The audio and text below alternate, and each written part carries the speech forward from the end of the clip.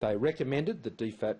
now increase travel advice to level 4, which is do not travel to all of mainland China, and the Australian government is putting that in place now. As of today, all travellers arriving out of mainland China, not just Hubei province, has been the case up until now, being asked and required to self-isolate for a period of 14 days from the time they leave mainland China. And that, finally, to substantially reduce the volume of travellers coming from mainland China, they recommend additional border measures be implemented to deny entry to Australia for people who have left or transited through mainland China from the 1st of February today,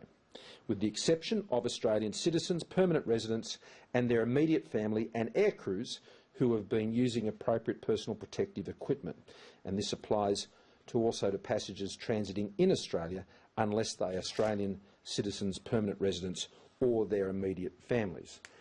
I convene a meeting of the National Security Committee this afternoon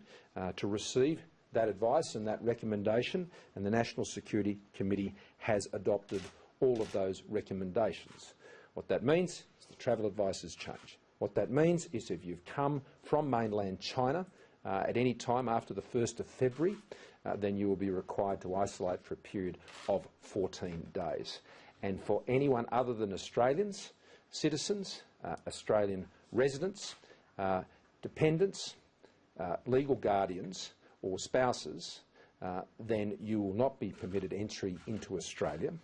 and the arrangements are being put in place through our border authorities to ensure that that can be actioned.